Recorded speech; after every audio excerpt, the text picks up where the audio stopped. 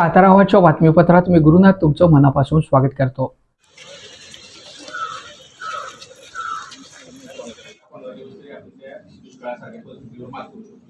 आणि शेतकरी जगू शकतो। आता पुराच्या पाण्याचा प्रश्न आहे, कुक्कुटपालन व्यवसाय आहे, प्रधानमंत्री जी काही थोडीफार शेती आहे, जे काही पूर्ण हातात आलेलं वर्षभरानंतर पाणी की एकदम निघून जाईल। म्हणून थोडंसं एक 10 दिवस तरी टाइम लिमिट वाढवलं। आम्ही काही म्हणत नाही की असं नाही, पण विदर्भ मराठवाड्याची नॉर्म जर आपण पश्चिम महाराष्ट्राला रिसायकल आणि पाणी यावरच आहे। शिष्टमंडळ आज जिल्हाधिकाऱ्यांना भेटा आलेला आहे। शासनाच्या चुकीच्या धोरणामुळे असलेला शेतकरी उद्ध्वस्त होतोय।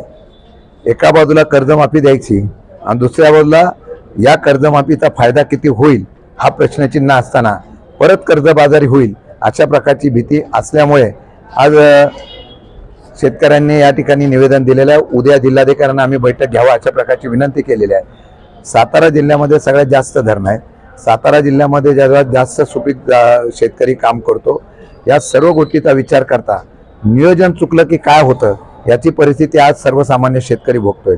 आम्ही सांगितलेलं आहे की चुकीचे निर्णय झाले असते ते दुरुस्त करावे, निदान येणाऱ्या काळामध्ये तरी अशी परिस्थिती निर्माण होऊ नये याची काळजी घ्यावी।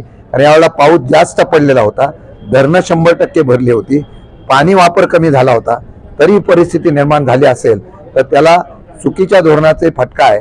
म्हणून काही लोकांचे वीज कनेक्शन कट केली गेलेले आहेत। त्यामुळे शेतकरी नदीकाठी जाणारं वाहतं पाणी किंवा दूषित पाणी वापरण्याची परवानगी द्यावी अशा प्रकारची त्या शेतकऱ्यांनी मागणी केलेली आहे। माझ्या माहितीप्रमाणे डीपी चोरीला जातोय, प्रीपेड मीटरचा सक्ती वगैरे अनेक प्रश्न आहेत। उद्या जिल्हाधिकाऱ्यांनी बैठक घ्यावी अशी विनंती केलेली आहे। पाणी दूषित नेमकं कशामुळे ते आता सरकारने बघायला पाहिजे ना, पाणी दूषित कसं झालं, वाहतं पाणी आहे रात्री आणि ते पाण्याला हिरवा कलर आला कसा, केमिकल कसं कुठून आलं, काय आलं, याच्यावर सांडपाण्यावर प्रक्रिया करण्याचा नदीकाठचा प्रकल्प आपण नदी शुद्धीकरणाचा प्रयत्न केंद्र सरकार करते, आपण वर्षानुवर्ष ऐकतोय, इथं करावा अशी आमची अपेक्षा आहे।